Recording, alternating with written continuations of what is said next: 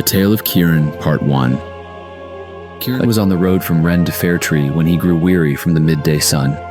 His boots were tight and he thought to remove them for a bit, in the shade of a nearby oak, oaks being a favorite of bards.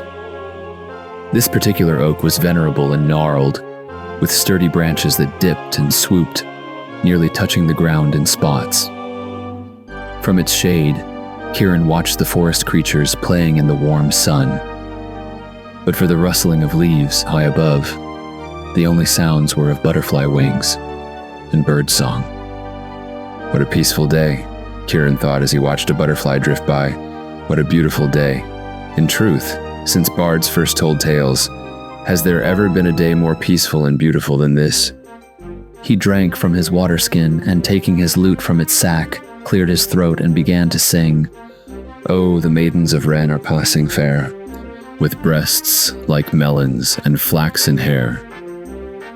He had just taken a deep breath to bellow the lusty chorus when a small feminine voice said, "Kind sir." He leaped to his stockinged feet, his face flaming red. "Who's there?" he cried. The small voice repeated, "Please sir, if you will be so kind." Kieran looked about, but saw no person or creature addressing him. "Pray thee," he cried, "show thyself or have cause to fear my dagger." He tried desperately to remember where he had last seen it. "Whether thee be friend or foe, pray thee show thyself now." The small voice replied from above him, "Kind sir, thou hast no cause to fear me, and I am in need of help. Can thou find it in thy heart to aid me?" He looked up and saw naught but a small robin's nest, 3 branches above him. Climbing swiftly, he found a robin with 3 tiny robinlings, their mouths open wide. "Good mother robin," he asked, "can it be thee who addresses me thus?" "Kind sir," she replied, "I have hurt my wing, and it will be at least a day before I might fly. If my children do not eat soon, they will die. Would you be so kind as to bring a fat, juicy meal? Would you find a caterpillar or earthworm or grub for my children?" Now Kieran was kind of heart, and it was not within him to refuse a plea such as this. So off he went into the forest. Searching under some mulberry leaves, he soon found a small green caterpillar. It seemed a perfect meal for young robins. Plucking it from the leaf upon which it fed, he prepared to hurry back to the oak when he heard a tiny voice. He opened his hand, and the caterpillar looked up at him with her big brown eyes wide with fear. "Kind sir," she said, "wouldst thou kill me so thoughtlessly?" Kieran scratched his head in puzzlement, and the caterpillar continued, "When thou cooled thy feet beneath the oak, didst thou not find joy in my parents' beauty as they danced before thee in the sun? I too am soon to change. Wouldst thou deny thy successors the joy of my dancing? And if I do not live to have children, how will thine own children find such joy? Please, sir, would not an earthworm serve the needs of the robinlings just as well?" Kieran looked into the eyes of the caterpillar and knew that he could not feed her to the robins. Carefully, he placed her beneath her mulberry bush and continued his search. Near a rushing brook, Kieran found a flat stone that, when moved, revealed a juicy earthworm enjoying the cool, moist earth. He thought. As nice as the caterpillar may have been, this truly seems a more fitting meal for young robins. He had no sooner plucked the earthworm from its cool abode, where it had been frantically trying to burrow away from him, when he heard a voice so faint he might have imagined it. "Kind sir," he thought he heard, and Kieran looked in his hand. The worm continued, "I am but a lowly creature. It's true, but might I plead such case that I have?" Kieran rolled his eyes skyward as the worm sat up and seized its chance. "I am not a low-born worm like others you might find. No, I am a prince among earthworms. I come from an ancient lineage. My ancestors burrowed the earth when fires belched from black pits throughout these lands. I command millions like myself. Were it not for my loyal followers, you, good sir, would be up to your neck in leaves, tree trunks, and moldy carcasses, I'll make a bargain with you. If you release me and choose, instead, a pathetic grub for the robinlings, I will dispatch an entire clan of earthworms to keep your foreyard clean and sweet-smelling for as long as ye shall live." The earthworm looked hopefully at Kieran, while calculating the distance to the ground. "Good sir, what say ye?" Kieran was beginning to lose his patience, but seeing the value of the earthworm's offer, decided that a grub would, indeed, make a tasty morsel for the young robins. He returned the earthworm to its moist haven and carefully replaced the flat stone above it.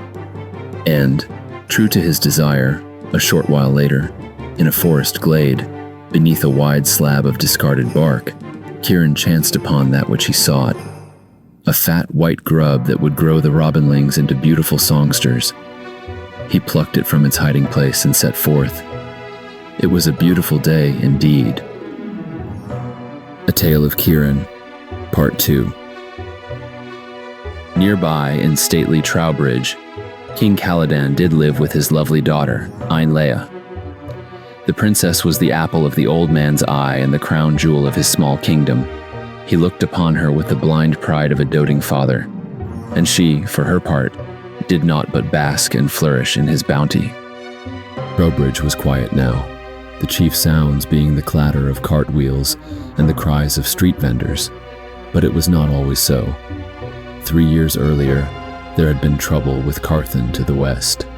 It was not much, a border dispute, but the king persuaded a wizard named Lausiard to come to Trowbridge in his employ, to aid him in the contest. Lausiard was unknown by all in Trowbridge and kept to himself within the palace, coming and going as he pleased. When Trowbridge prevailed, with almost no loss of life, there was joyous celebration for days and weeks thereafter. Time passed, yet Lausiard remained. The king, not wanting to seem ungrateful, said nothing, but became increasingly discomforted with the wizard's presence and wished for his departure. On Ainlea's 20th birthday, King Caladan called for a celebration and holiday through all his land. Unknown to his subjects, he intended to proclaim his retirement and the transference of his crown to his beautiful daughter. Out of politeness and nothing more, he invited the wizard Lausiard to aid him in devising a proper speech. Lausiard was furious. He paced his chamber, his black brows knitted with intensity that would have soured any cow's milk. "Why," he cried aloud, "am I treated so unjustly by the old buffoon? Were it not for my skills, the border contest, mayhaps even the kingdom itself, might have been lost. I deserve more. I deserve the crown. To give it to that primping, simpering daughter of his, who thinks naught of more than her own whim, is a slap more stinging than that of Gauntlet. I will have justice. I will demonstrate amply for all to see, wherein lies true power." Thereupon Lausiard made his preparations. Princess Ainlea's birthday came on a summer morning. Everyone within the city and from the farms without gathered to the palace for the festival. Banners waved from every rooftop. Fiddlers fiddled and dancers danced. Bakers baked wonderful sweets for the occasion. It was a day long to be remembered. At noon precisely, King Caladan and Princess Ainlea emerged onto the main balcony to the cheers of the kingdom. "Good citizens of Trowbridge," called the king, "we are but a tiny kingdom, but we prosper, do we not?" Loud hails, mostly, erupted from the crowd below. Encouraged, Caladan continued, "But now I am an old man. The day has arrived when younger blood can better attend to the needs and events of the kingdom. My subjects, my loyal subjects and friends, it is with honor and pride and the greatest of expectations that I transfer my kingdom and my crown to my loving daughter. To one and all, I give you." A long pause here. "Ainlea." As cheers filled the air, Caladan made a grand, sweeping gesture with his arm, intending to make the presentation as spectacular as the pride that filled him. His robe went swoosh, and his hand pointed to nobody. What was this? Where had she gone? Where Ainlea had been moments earlier, there now was naught but vacant air. Einleia, he called uncertainly, but there was no response. Silence fell over park and courtyard. People glanced at each other nervously. Old Lausiard clapped his hands in glee. He danced. He hugged himself with uncontained laughter. "How wonderful," he cried. "What a breathtakingly stunning and talented a wizard I am." For what he had done, of course, was to rid himself of Einleia for once and for all. With one stroke, crafty and evil, he had removed the vain creature from the palace. Naught else remained between him and that which he desired. Now, magic is a tricky thing. Like all forces in the world, it must be kept in balance. As surely as day balances night and summer balances winter, so too must positive magic balance negative. For every hurtful or destructive spell, there must be an act of equal goodness or charity, lest trouble overflow into the world. For every black wizard, there must be a white. For every spell of combat destruction, there must be healing. Know ye this: if all who practice magic cast naught but healing or protective spells, dark, horrible forces would build up until chaos and ruin would burst forth and rain our doom down upon us. Thus may spells of healing be broken by harm, and the worst of spells be broken by charity. Knowing this, Lausiard planned well his act of vengeance. To permanently rid himself of Einleia, short of killing her outright, he must devise a spell so cunning that no act of kindness would ever break it. He was pulling lice out of his long beard late one evening when he burst into laughter. He would make her into something disgusting. "I will make her into a frog." He laughed, then frowned. No, that had been done. People might expect it and go around, like mindless idiots, seeking frogs, hoping to earn a king's ransom. And then a brilliant plan occurred to him.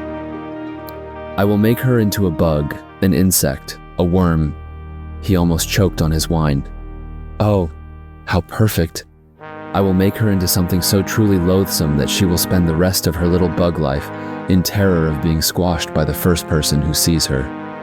He squealed, and his rings jangled, and his fat jiggled, and he snorted wine out his nose in laughter.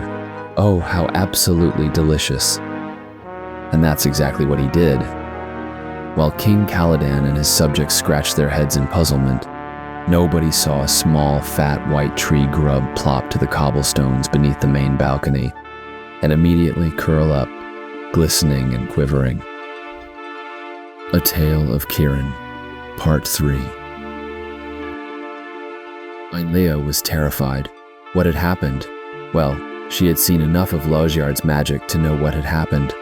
But why? Why would he do this to her? She didn't have long to ponder the question. A huge black hound, hundreds of times her size, ran to the cobblestone where she lay and almost gobbled her with one slurp of his tongue. From somewhere, she found the wherewithal to roll out of his way and into the crevice between the stones. His huge slurpy tongue followed her, drooling and panting great hurricanes of hot, awful breath down at her. But just as the tongue was about to lick her into the waiting stomach, the hound's owner yanked his massive chain and pulled the beast toward home. It is true that Einleia, in her life as a human, was self-indulgent and not inclined to effort or resource. But that was merely because she had no need of either. In the following days, she had cause to discover plenty of both within her. After the incident with the hound, she knew she must go far away from people and dogs, and she knew what kinds of creatures dined on grubs too. She slept out of sight under leaves, in places where grubs would not likely be sought. Even so, Einleia's days were filled with terror and adventure. There were circling hawks by day and owls by night. A bear, tearing at a rotting tree trunk, gobbled grubs, indistinguishable from Einleia by the hundreds, as she watched in horror from behind a nearby rock. The smallest stream was now an enormous, gushing torrent, to be crossed in a nutshell under the greatest of peril. Einleia passed these tests, along with many others, and she passed them well. It was on her 10th such day that a clumsy boot kicked aside the piece of bark under which she had sought shelter from the sun. Blinded by the sudden light, she heard an exclamation from high above. Then, before she could react, 2 fingers dropped from the sky and plucked her up and deposited her firmly inside a huge fist.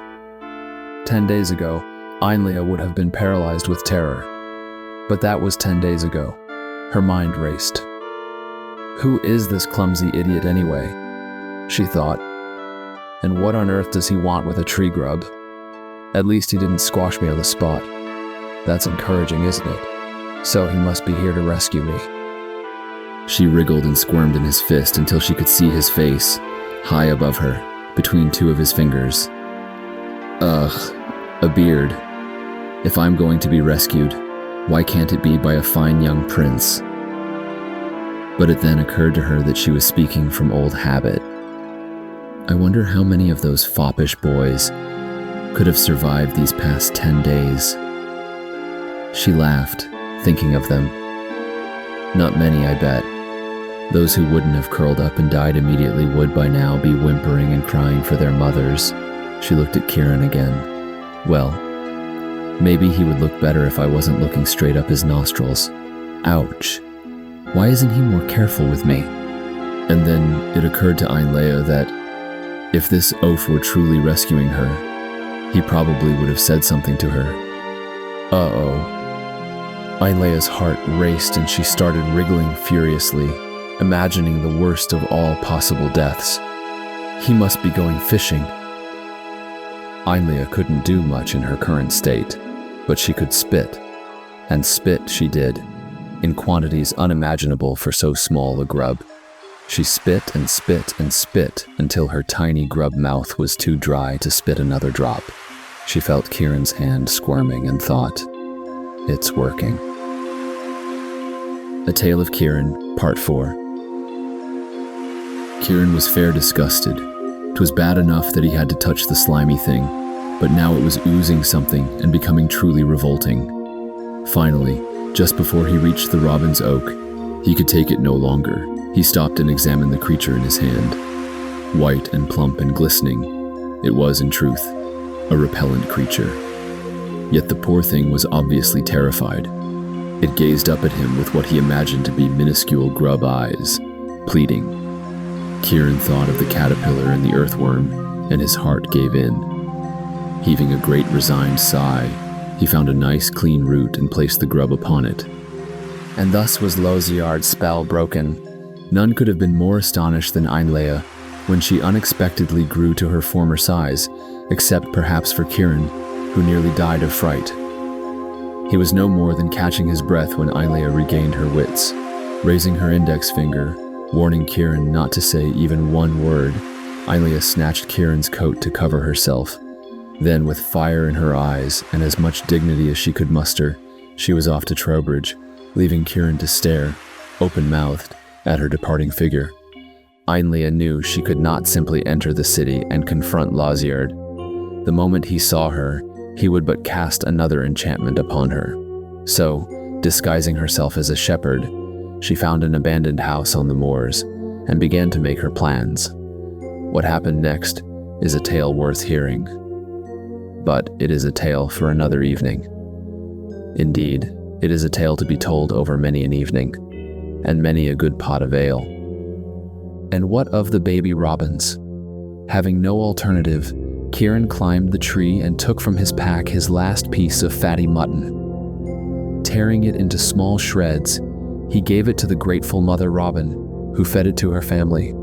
Upon returning to the ground, Kieran looked first toward Fairtree, his former destination, then, grinning, set off after the most surprising young lady, for whom he now had many questions. Who knows? He called back to the robins. It may be fate. And besides, I need my coat. He was heard, late that evening, far down the road, singing, Oh, the maidens of Trowbridge are passing fair, with breasts like melons, and flaxen hair,